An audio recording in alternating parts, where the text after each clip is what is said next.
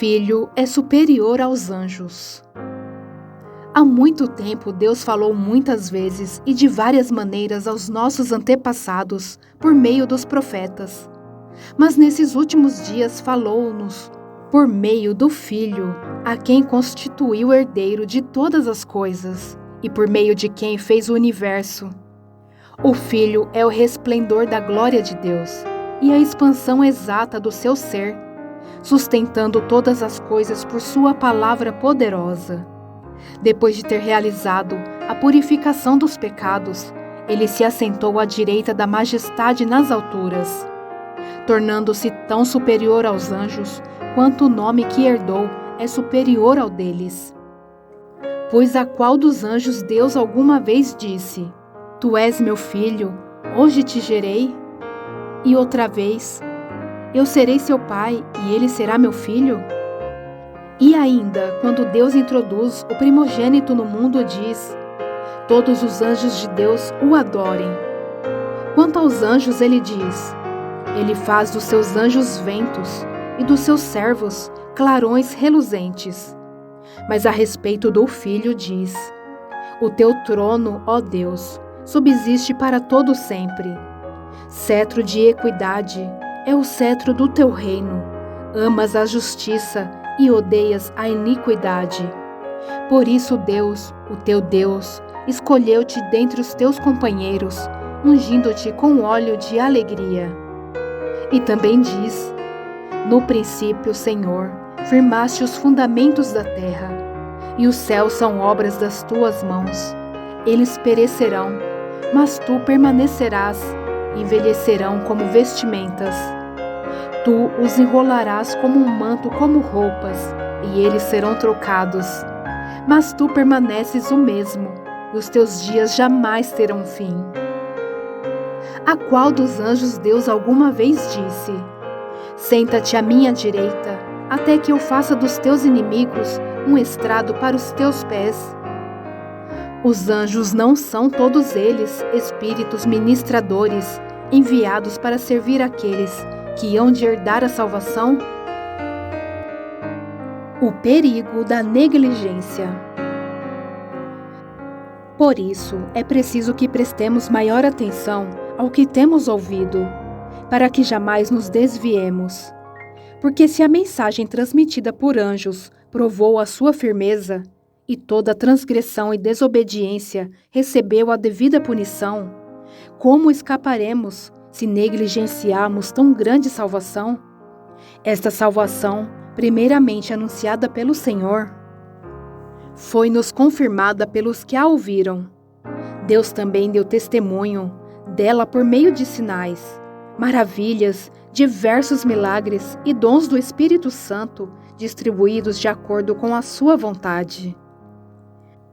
Jesus é feito semelhante a seus irmãos. Não foi a anjos que ele sujeitou o mundo que há de vir, a respeito do qual estamos falando, mas alguém em certo lugar testemunhou dizendo: Que é o homem, para que com ele te importes, e o filho do homem, para que com ele te preocupes? Tu o fizeste um pouco menor do que os anjos, e o coroaste de glória e de honra. Tudo o sujeitaste debaixo dos seus pés. Ao lhe sujeitar todas as coisas, nada deixou que não lhe estivesse sujeito. Agora, porém, ainda não vemos que todas as coisas lhe estejam sujeitas. Vemos, todavia, aquele que por um pouco foi feito menor do que os anjos, Jesus, coroado de honra e de glória por ter sofrido a morte, para que pela graça de Deus, em favor de todos, experimentasse a morte. Ao levar muitos filhos à glória, convinha que Deus, por causa de quem e por meio de quem tudo existe, tornasse perfeito, mediante o sofrimento, o autor da salvação deles. Ora, tanto o que significa quanto os que são santificados provém de um só. Por isso Jesus não se envergonha de chamá-los irmãos. Ele diz: Proclamei o teu nome a meus irmãos, na assembleia te louvarei, e também nele porei a minha confiança. Novamente ele diz: Aqui estou com os filhos que Deus me deu. Portanto, visto que os filhos são pessoas de carne e sangue, ele também participou dessa condição humana, para que por sua morte derrotasse aquele que tem o poder da morte, isto é, o diabo, e libertasse aqueles que durante toda a vida estiveram escravizados pelo medo da morte. Pois é claro que não é a anjos que ele ajuda, mas aos descendentes de Abraão. Por essa razão era necessário que ele se tornasse semelhante a seus irmãos, em todos os aspectos, para se tornar sumo sacerdote, misericordioso e fiel com relação a Deus, e fazer propiciação pelos pecados do povo. Porque, tendo em vista o que ele mesmo sofreu, quando tentado, ele é capaz de socorrer aqueles que também estão sendo tentados. Jesus é superior a Moisés. Portanto, santos irmãos, participantes do chamado celestial, fixem os seus pensamentos em Jesus, apóstolo e sumo sacerdote que confessamos. Ele foi fiel àquele que o havia constituído, assim como Moisés foi fiel em toda a casa de Deus. Jesus foi considerado digno de maior glória do que Moisés, da mesma forma que o construtor de uma casa tem mais honra do que a própria casa.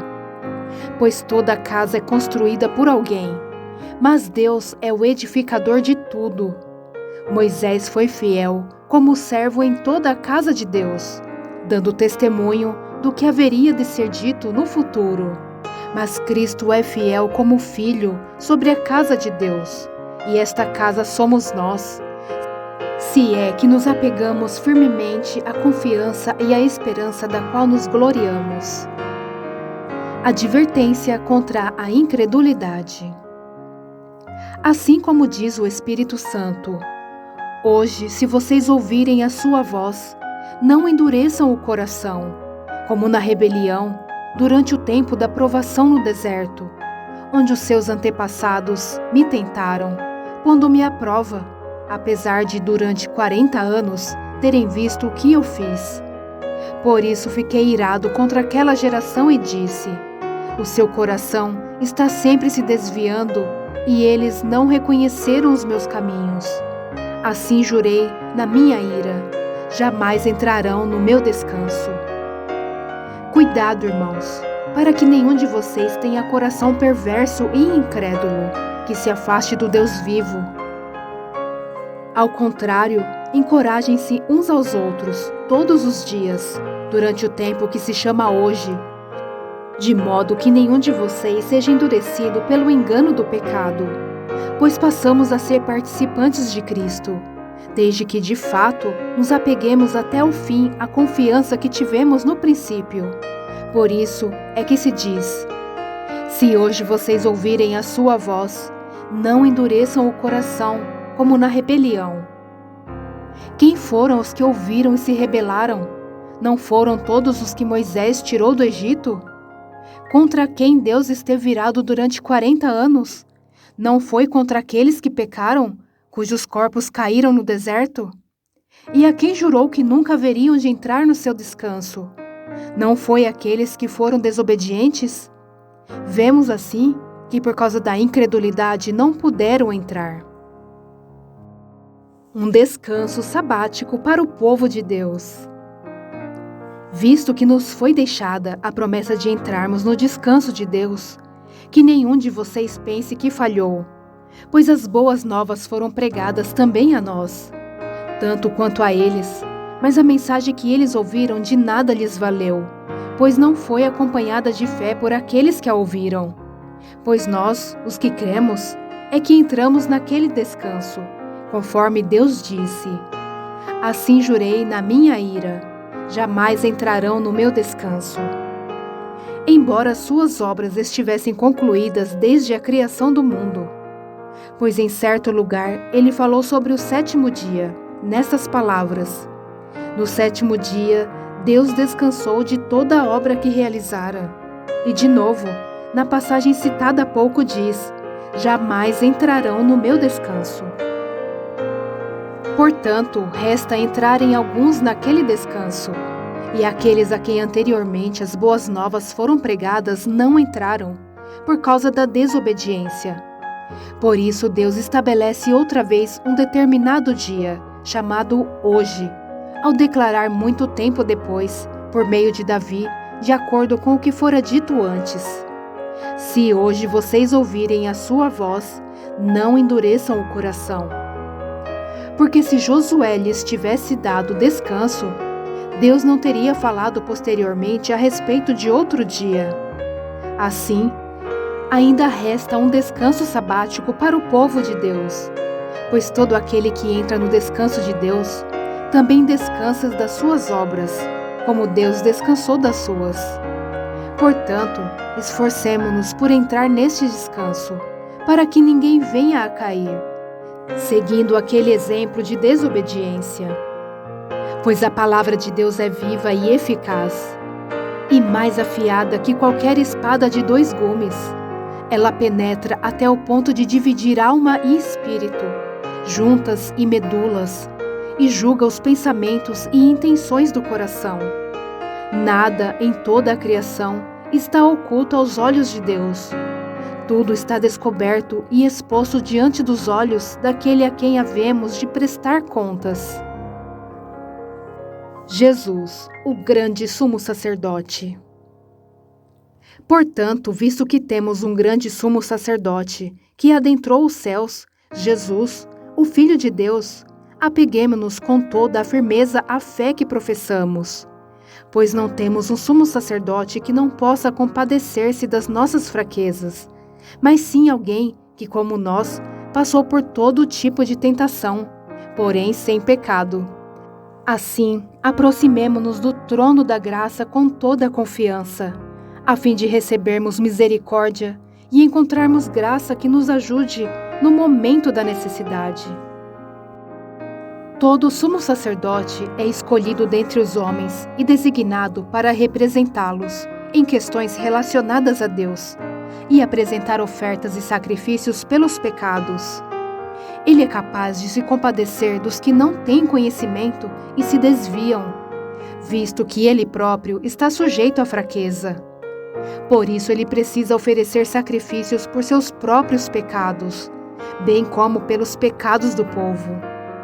Ninguém toma esta honra para si mesmo, mas deve ser chamado por Deus, como de fato o foi Arão. Da mesma forma, Cristo não tomou para si a glória de se tornar sumo sacerdote, mas Deus lhe disse: Tu és meu filho, e hoje te gerei. E diz noutro lugar: Tu és sacerdote para sempre, segundo a ordem de Melquisedeque. Durante os seus dias de vida na terra, Jesus ofereceu orações e súplicas, em alta voz e com lágrimas, àquele que o podia salvar da morte, sendo ouvido por causa da sua reverente submissão. Embora sendo filho, ele aprendeu a obedecer por meio daquilo que sofreu, e uma vez aperfeiçoado, tornou-se a fonte da salvação eterna para todos os que lhe obedecem, sendo designado por Deus sumo sacerdote, segundo a ordem de Melquisedeque. Advertência contra a apostasia. Quanto a isso, temos muito que dizer, coisas difíceis de explicar, porque vocês se tornaram lentos para aprender. Embora a esta altura já devessem ser mestres, vocês precisam de alguém que lhes ensine novamente os princípios elementares da palavra de Deus. Estão precisando de leite e não de alimento sólido. Quem se alimenta de leite ainda é criança e não tem experiência no ensino da justiça. Mas o alimento sólido é para os adultos, os quais, pelo exercício constante, tornam-se aptos para discernir tanto o bem quanto o mal. Portanto, deixemos os ensinos elementares a respeito de Cristo e avancemos para a maturidade, sem lançar novamente o fundamento do arrependimento de atos que conduzem à morte, da fé em Deus, da instrução a respeito de batismos, da imposição de mãos, da ressurreição dos mortos e do juízo eterno. Assim faremos, se Deus o permitir. Ora, para aqueles que uma vez foram iluminados, provaram o dom celestial, tornaram-se participantes do Espírito Santo, experimentaram a bondade da palavra de Deus e os poderes da era que há de vir. E caíram, é impossível que sejam reconduzidos ao arrependimento, pois para si mesmos estão crucificando de novo o Filho de Deus, sujeitando-o à desonra pública. Pois a terra que absorve a chuva que cai frequentemente e dá colheita proveitosa àqueles que a cultivam, recebe a bênção de Deus. Mas a terra que produz espinhos e ervas daninhas é inútil e logo será amaldiçoada. Seu fim é ser queimada.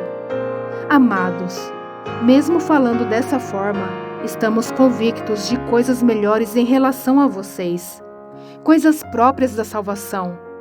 Deus não é injusto, Ele não se esquecerá do trabalho de vocês e do amor que demonstraram por Ele, pois ajudaram os santos e continuam a ajudá-los. Queremos que cada um de vocês mostre essa mesma prontidão até o fim, para que tenham a plena certeza da esperança, de modo que vocês não se tornem negligentes, mas imitem aqueles que por meio da fé e da paciência recebem a herança prometida. A certeza da promessa de Deus.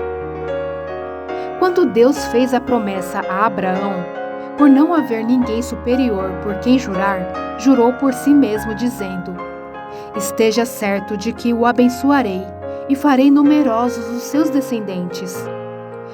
E foi assim que, depois de esperar pacientemente, Abraão alcançou a promessa. Os homens juram por alguém superior a si mesmos, e o juramento confirma o que foi dito, pondo fim a toda discussão, querendo mostrar de forma bem clara a natureza imutável do seu propósito para com os herdeiros da promessa. Deus o confirmou com juramento, para que por meio de duas coisas imutáveis nas quais é impossível que Deus minta, sejamos firmemente encorajados, nós que nos refugiamos nele, para tomar posse da esperança a nós proposta. Temos esta esperança como âncora da alma, firme e segura, a qual adentra o santuário interior, por trás do véu, onde Jesus, que nos precedeu, entrou em nosso lugar, tornando-se sumo sacerdote para sempre, segundo a ordem de Melquisedeque. O sacerdote Melquisedeque. Esse Melquisedeque, rei de Salém e sacerdote do Deus Altíssimo, encontrou-se com Abraão quando este voltava, depois de derrotar os reis, e o abençoou. E Abraão lhe deu o dízimo de tudo. Em primeiro lugar, seu nome significa Rei de Justiça. Depois, Rei de Salém, quer dizer Rei de Paz. Sem pai, sem mãe, sem genealogia, sem princípio de dias nem fim de vida, feito semelhante ao Filho de Deus, ele permanece sacerdote para sempre. Considerem a grandeza deste homem. Até mesmo o patriarca Abraão lhe deu o dízimo dos despojos. A lei requer dos sacerdotes dentre os descendentes de Levi que recebam o dízimo do povo, isto é, dos seus irmãos, embora estes sejam descendentes de Abraão. Este homem, porém, que não pertencia à linhagem de Levi, recebeu os dízimos de Abraão e abençoou aquele que tinha as promessas. Sem dúvida alguma, o inferior é abençoado pelo superior. No primeiro caso, quem recebe o dízimo são os homens mortais. No outro caso, é aquele de quem se declara que vive. Pode-se até dizer que Levi, que recebe os dízimos, entregou-os por meio de Abraão, pois quando Melquisedeque se encontrou com Abraão, Levi ainda não havia sido gerado. Jesus é semelhante a Melquisedeque. Se fosse possível alcançar a perfeição por meio do sacerdócio levítico, visto que em sua vigência o povo recebeu a lei, por que haveria ainda necessidade de se levantar outro sacerdote, segundo a ordem de Melquisedeque, e não de Arão. Certo é que quando há mudança de sacerdócio, é necessário que haja mudança de lei. Ora, aquele de quem se dizem estas coisas pertencia a outra tribo, da qual ninguém jamais havia servido diante do altar. Pois é bem conhecido que o nosso Senhor descende de Judá, tribo da qual Moisés nada fala quanto ao sacerdócio. O que acabamos de dizer fica ainda mais claro quando aparece outro sacerdote semelhante a Melquisedeque, alguém que se tornou sacerdote não por regras relativas à linhagem, mas segundo o poder de uma vida indestrutível. Porquanto sobre ele é afirmado: Tu és sacerdote para sempre, segundo a ordem de Melquisedeque. A ordenança anterior é revogada, porque era fraca e inútil, pois a lei não havia aperfeiçoado coisa alguma, sendo introduzida uma esperança superior, pela qual nos aproximamos de Deus. E isso não aconteceu sem juramento. Outros se tornaram sacerdotes sem qualquer juramento, mas ele se tornou sacerdote com juramento quando Deus lhe disse: O Senhor jurou, e não se arrependerá. Tu és sacerdote para sempre. Jesus tornou-se, por isso mesmo, a garantia de uma aliança superior. Ora, daqueles sacerdotes tem havido muitos, porque a morte os impede de continuar em seu ofício. Mas visto que vive para sempre, Jesus tem um sacerdócio permanente. Portanto, ele é capaz de salvar definitivamente aqueles que por meio dele aproximam-se de Deus, pois vive sempre para interceder por eles. É de um sumo sacerdote como este que precisávamos, santo, inculpável, puro, separado dos pecadores, exaltado acima dos céus. Ao contrário dos outros sumos sacerdotes, ele não tem necessidade de oferecer sacrifícios dia após dia, primeiro por seus próprios pecados e depois pelos pecados do povo.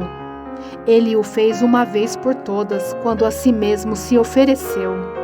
Pois a lei constitui sumos sacerdotes a homens que têm fraquezas, mas o juramento, que veio depois da lei, constituiu o Filho perfeito para sempre.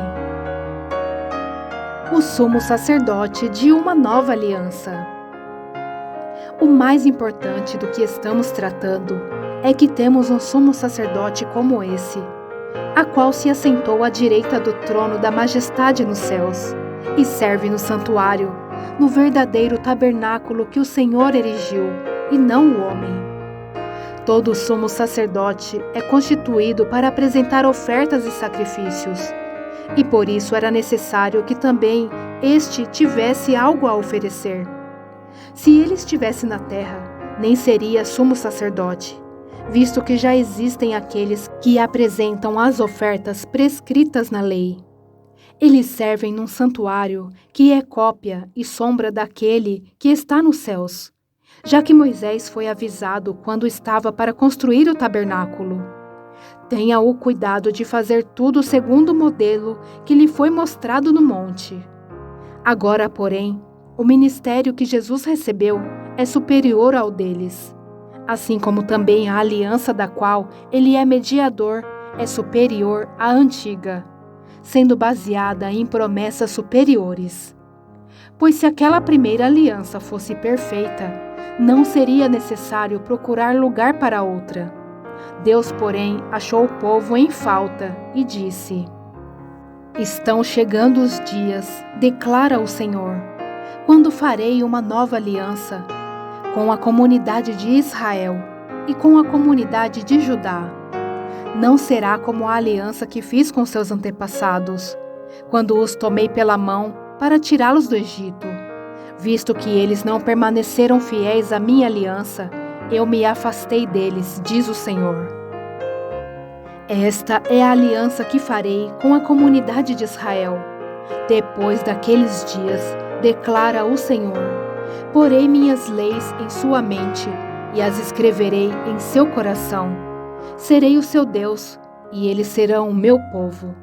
Ninguém mais ensinará o seu próximo, nem o seu irmão, dizendo: Conheça o Senhor, porque todos eles me conhecerão, desde o menor até o maior, porque eu lhes perdoarei a maldade e não me lembrarei mais dos seus pecados. Chamando nova esta aliança, ele tornou antiquada a primeira, e o que se torna antiquado e envelhecido está a ponto de desaparecer. A adoração no tabernáculo terreno.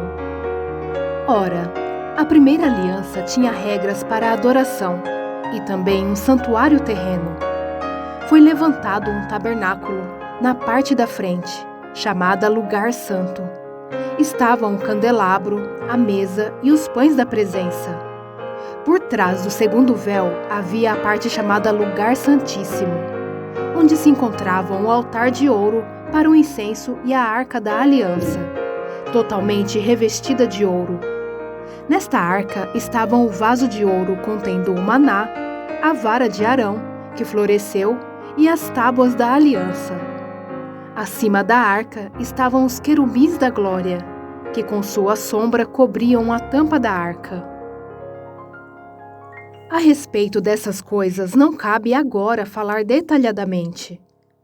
Estando tudo assim preparado, os sacerdotes entravam regularmente no lugar santo do tabernáculo para exercer o seu ministério. No entanto, somente o sumo sacerdote entrava no lugar santíssimo, apenas uma vez por ano, e nunca sem apresentar o sangue do sacrifício, que ele oferecia por si mesmo e pelos pecados que o povo havia cometido por ignorância. Dessa forma, o Espírito Santo estava mostrando que ainda não havia sido manifestado o caminho para o lugar santíssimo enquanto permanecia o primeiro tabernáculo. Isso é uma ilustração para os nossos dias, indicando que as ofertas e os sacrifícios oferecidos não podiam dar ao adorador uma consciência perfeitamente limpa. Eram apenas prescrições que tratavam de comida e bebida e de várias cerimônias de purificação com água. Essas ordenanças exteriores foram impostas até o tempo da nova ordem. O sangue de Cristo. Quando Cristo veio como sumo sacerdote dos benefícios agora presentes, ele adentrou o maior e mais perfeito tabernáculo, não feito pelo homem, isto é, não pertencente a esta criação, não por meio de sangue de bodes e novilhos, mas pelo seu próprio sangue. Ele entrou no lugar santíssimo de uma vez por todas e obteve eterna redenção. Ora, se o sangue de bodes e touros e as cinzas de uma novilha espalhadas sobre os que estavam cerimonialmente impuros os santificam, de forma que se tornam exteriormente puros, quanto mais o sangue de Cristo, que pelo Espírito Eterno se ofereceu de forma imaculada a Deus, purificará a nossa consciência de atos que levam à morte, para que sirvamos ao Deus vivo. Por essa razão, Cristo é o mediador de uma nova aliança, para que os que são chamados recebam a promessa da herança eterna, visto que ele morreu como resgate pelas transgressões cometidas sobre a primeira aliança. No caso de um testamento, é necessário que se comprove a morte daquele que o fez, pois um testamento só é validado no caso de morte, uma vez que nunca vigora enquanto está vivo quem o fez. Por isso, nem a primeira aliança foi sancionada sem sangue. Quando Moisés terminou de proclamar todos os mandamentos da lei a todo o povo, levou sangue de novilhos e de bodes, e também água, lã vermelha e ramos de hisopo, e aspergiu o próprio livro e todo o povo, dizendo: Este é o sangue da aliança que Deus ordenou que vocês obedeçam. Da mesma forma, aspergiu com o sangue o tabernáculo e todos os utensílios das suas cerimônias. De fato, segundo a lei, quase todas as coisas são purificadas com sangue, e sem derramamento de sangue não há perdão. Portanto, era necessário que as cópias das coisas que estão nos céus fossem purificadas com esses sacrifícios, mas as próprias coisas celestiais com sacrifícios superiores. Pois Cristo não entrou em santuário feito por homens, uma simples representação do verdadeiro, ele entrou nos céus, para agora se apresentar diante de Deus em nosso favor. Não, porém, para se oferecer repetidas vezes, à semelhança do sumo sacerdote que entra no lugar santíssimo todos os anos, com sangue alheio. Se assim fosse, Cristo precisaria sofrer muitas vezes desde o começo do mundo. Mas agora ele apareceu uma vez por todas no fim dos tempos, para aniquilar o pecado mediante o sacrifício de si mesmo. Da mesma forma, como o homem está destinado a morrer uma só vez e depois disso enfrentar o juízo, assim também Cristo foi oferecido em sacrifício uma única vez, para tirar os pecados de muitos, e aparecerá segunda vez, não para tirar o pecado, mas para trazer salvação aos que o aguardam. O sacrifício de Cristo é definitivo. A lei traz apenas uma sombra dos benefícios que hão de vir, e não a sua realidade. Por isso ela nunca consegue, mediante os mesmos sacrifícios repetidos, ano após ano, aperfeiçoar os que se aproximam para adorar. Se pudesse fazê-lo, não deixariam de ser oferecidos? Pois os adoradores, tendo sido purificados uma vez por todas, não mais se sentiriam culpados de seus pecados. Contudo, esses sacrifícios são uma recordação anual dos pecados, pois é impossível que o sangue de touros e bodes tire pecados. Por isso, quando Cristo veio ao mundo, disse: sacrifício e oferta não quiseste, mas um corpo me preparaste. De holocaustos e ofertas pelo pecado não te agradaste. Então eu disse: aqui estou, no livro está escrito a meu respeito. Vim para fazer a tua vontade, ó Deus. Primeiro ele disse: sacrifícios, ofertas, holocaustos e ofertas pelo pecado não quiseste, nem deles te agradaste, os quais eram feitos conforme a lei. Então acrescentou: aqui estou, vim para fazer a tua vontade. Ele cancela o primeiro para estabelecer o segundo. Pelo cumprimento dessa vontade, fomos santificados, por meio do sacrifício do corpo de Jesus Cristo, oferecido uma vez por todas. Dia após dia, todo sacerdote apresenta-se e exerce os seus deveres religiosos. Repetidamente oferece os mesmos sacrifícios, que nunca podem remover os pecados. Mas quando este sacerdote acabou de oferecer, para sempre, um único sacrifício pelos pecados, assentou-se à direita de Deus.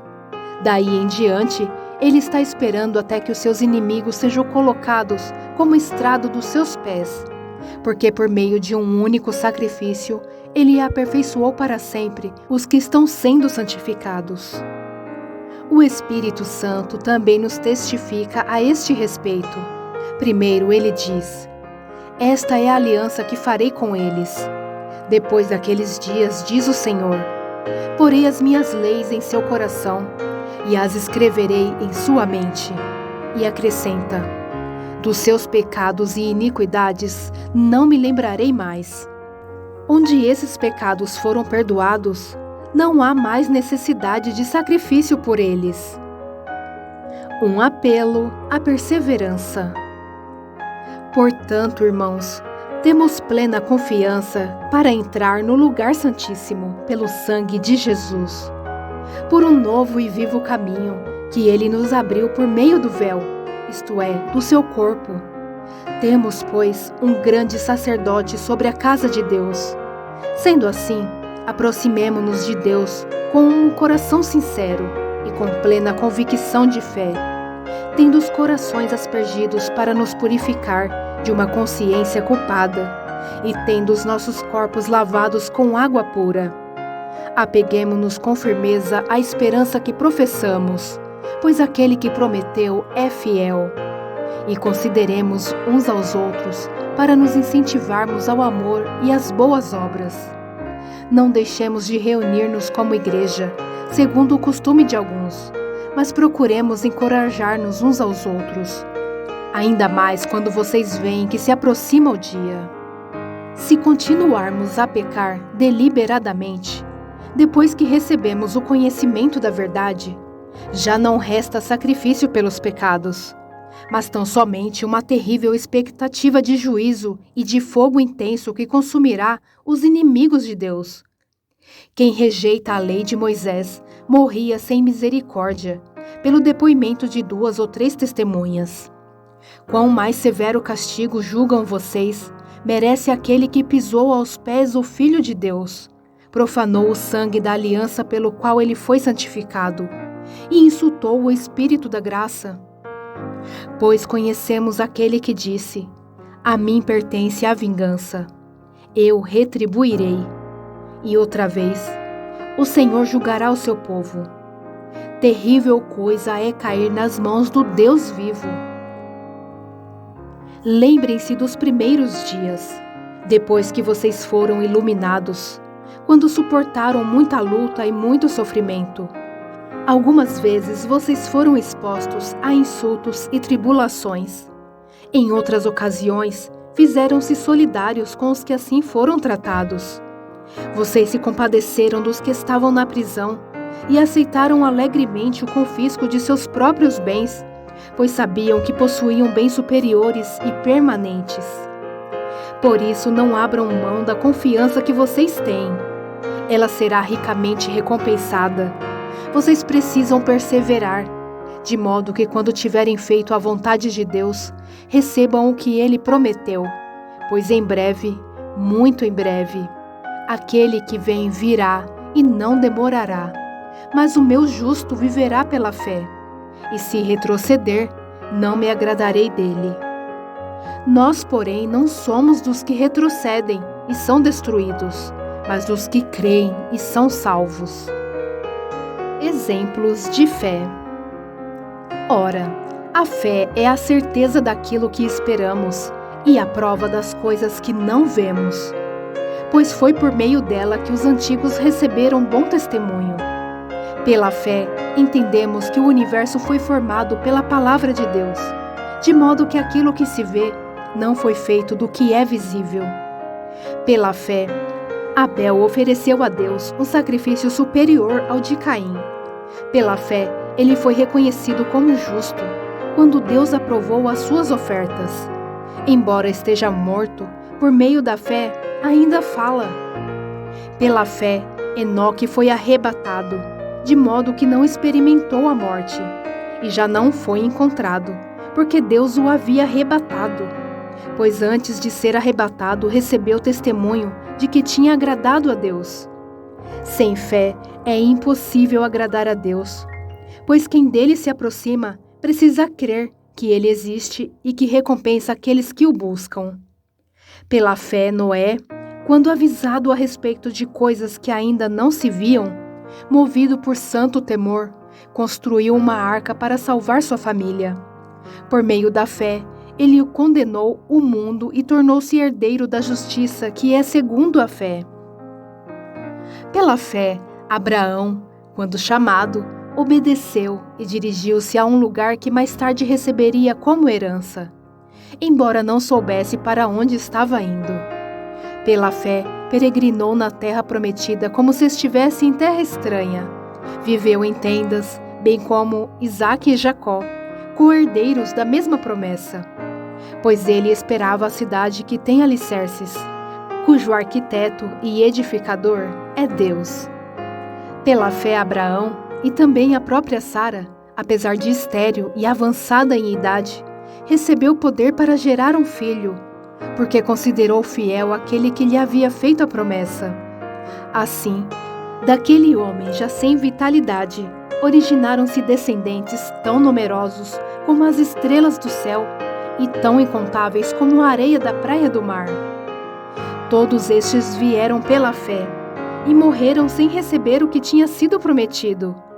Viram-no de longe e de longe o saudaram, reconhecendo que eram estrangeiros e peregrinos na terra. Os que assim falam mostram que estão buscando uma pátria. Se estivessem pensando naquela de onde saíram, teriam oportunidade de voltar. Em vez disso, esperavam eles uma pátria melhor, isto é, a pátria celestial. Por essa razão, Deus não se envergonha de ser chamado Deus deles e lhes preparou uma cidade. Pela fé, Abraão, quando Deus o pôs à prova, ofereceu Isaque como sacrifício.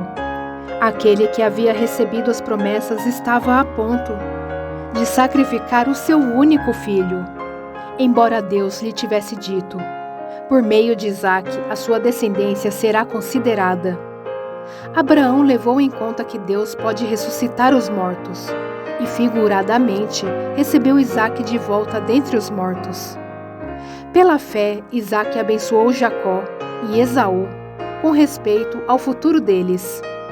Pela fé, Jacó, à beira da morte, abençoou cada um dos filhos de José e adorou a Deus, apoiado na extremidade do seu bordão.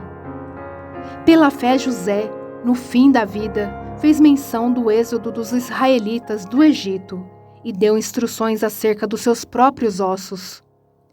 Pela fé, Moisés, recém-nascido, foi escondido durante 3 meses por seus pais, pois estes viram que ele não era uma criança comum e não temeram o decreto do rei.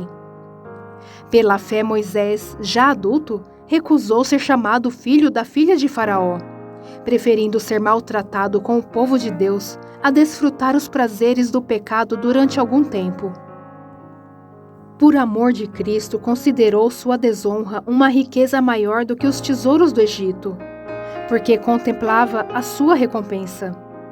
Pela fé saiu do Egito, não temendo a ira do rei, e perseverou, porque via aquele que é invisível. Pela fé, celebrou a Páscoa e fez a aspersão do sangue, para que o destruidor não tocasse nos filhos mais velhos dos israelitas. Pela fé, o povo atravessou o Mar Vermelho, como em terra seca, mas quando os egípcios tentaram fazê-lo, morreram afogados. Pela fé caíram os muros de Jericó, depois de serem rodeados durante 7 dias. Pela fé, a prostituta Raabe, por ter acolhido os espiões, não foi morta com os que haviam sido desobedientes. Que mais direi?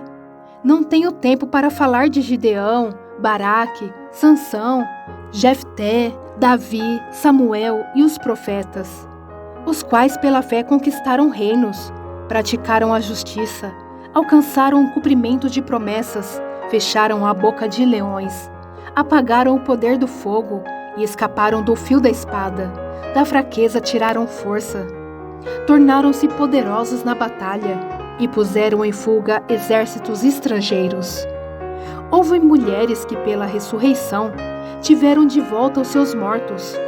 Uns foram torturados e recusaram ser libertados, para poderem alcançar uma ressurreição superior. Outros enfrentaram zombaria e açoites.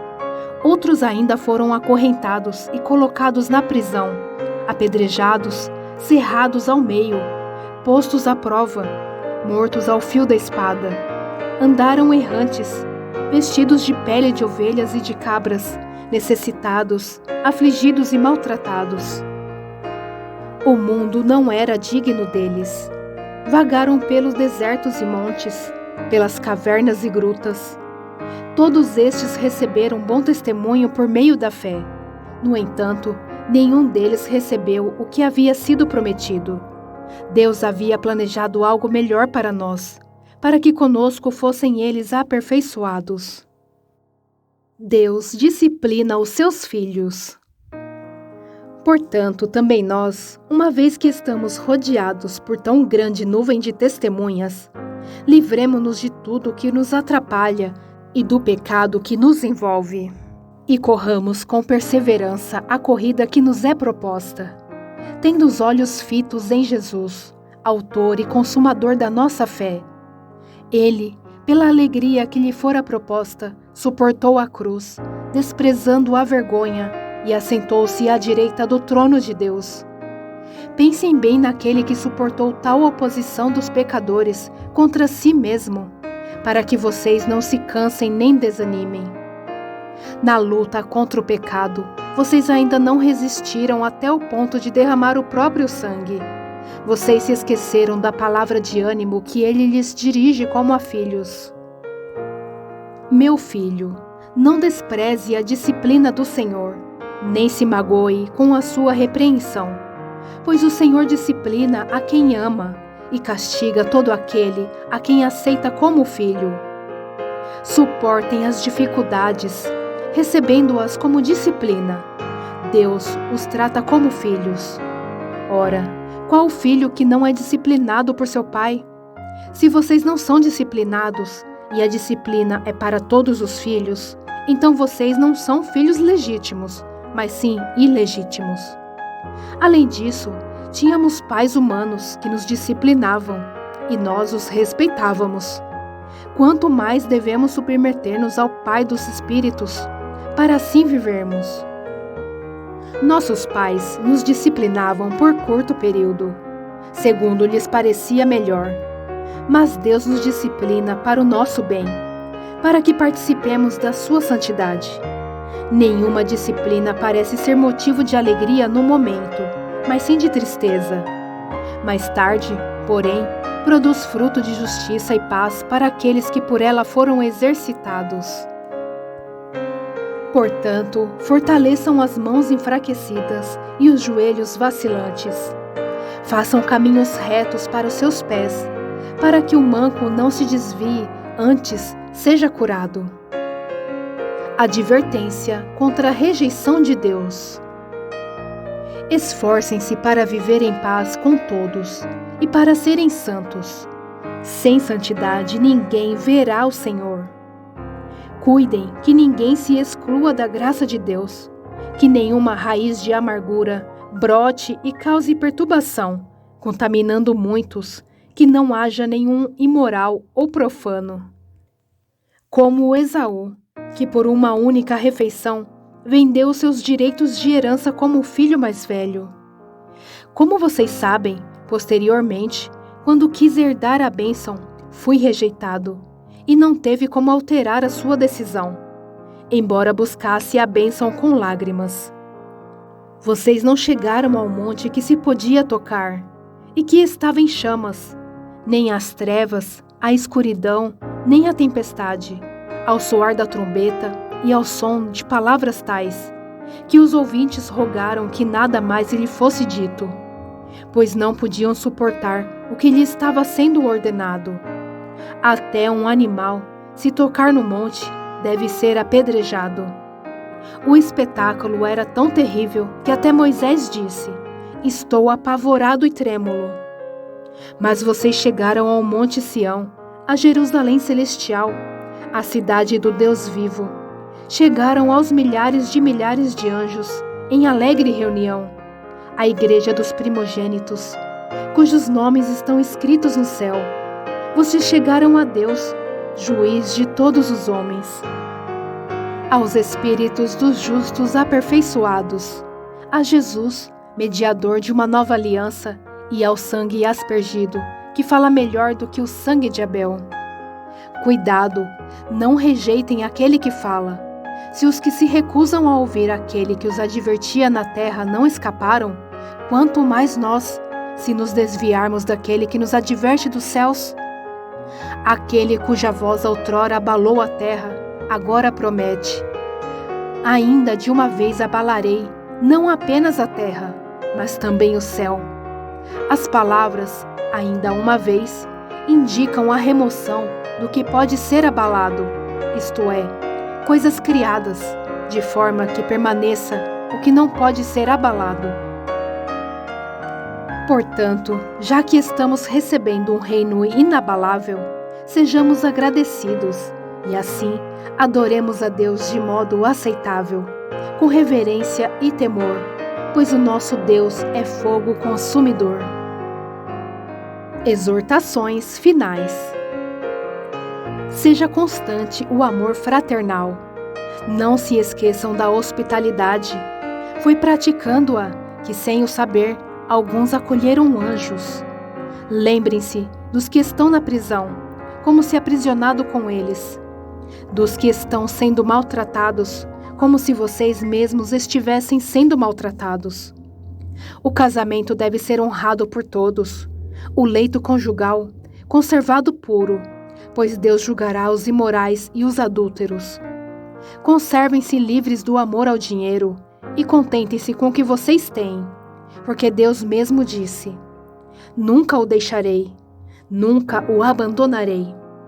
Podemos, pois, dizer com confiança: o Senhor é meu ajudador, não temerei. O que me podem fazer os homens?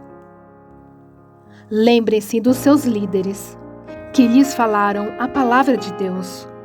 Observem bem o resultado da vida que tiveram e imitem a sua fé. Jesus Cristo é o mesmo, ontem, hoje e para sempre. Não se deixem levar pelos diversos ensinos estranhos. É bom que o nosso coração seja fortalecido pela graça, e não por alimentos cerimoniais, os quais não têm valor para aqueles que os comem. Nós temos um altar do qual não têm direito de comer os que ministram no tabernáculo. O sumo sacerdote leva sangue de animais até o lugar santíssimo, como oferta pelo pecado, mas os corpos dos animais são queimados fora do acampamento. Assim, Jesus também sofreu fora das portas da cidade, para santificar o povo por meio do seu próprio sangue. Portanto, saiamos até ele, fora do acampamento, suportando a desonra que ele suportou. Pois não temos aqui nenhuma cidade permanente, mas buscamos a que há de vir. Por meio de Jesus, portanto, oferecemos continuamente a Deus um sacrifício de louvor, que é fruto de lábios que confessam o seu nome. Não se esqueçam de fazer o bem e repartir com os outros o que vocês têm, pois de tais sacrifícios Deus se agrada. Obedeçam aos seus líderes e submetam-se à autoridade deles. Eles cuidam de vocês como quem deve prestar contas. Obedeçam-lhes para que o trabalho deles seja uma alegria e não um peso, pois isso não seria proveitoso para vocês. Orem por nós. Estamos certos de que temos consciência limpa e desejamos viver de maneira honrosa em tudo. Particularmente, recomendo-lhes que orem para que eu lhes seja restituído em breve. O Deus da paz, que pelo sangue da aliança eterna trouxe de volta dentre os mortos o nosso Senhor Jesus, o grande pastor das ovelhas, os aperfeiçoe em todo o bem, para fazerem a vontade dele, e opere em nós o que lhe é agradável, mediante Jesus Cristo, a quem seja a glória para todo o sempre. Amém. Irmãos, peço-lhes que suportem a minha palavra de exortação. Na verdade, o que lhes escrevi é pouco. Quero que saibam que o nosso irmão Timóteo foi posto em liberdade. Se ele chegar logo, irei vê-los com ele. Saúdem a todos os seus líderes e a todos os santos. Os da Itália lhes enviam saudações. A graça seja com todos vocês.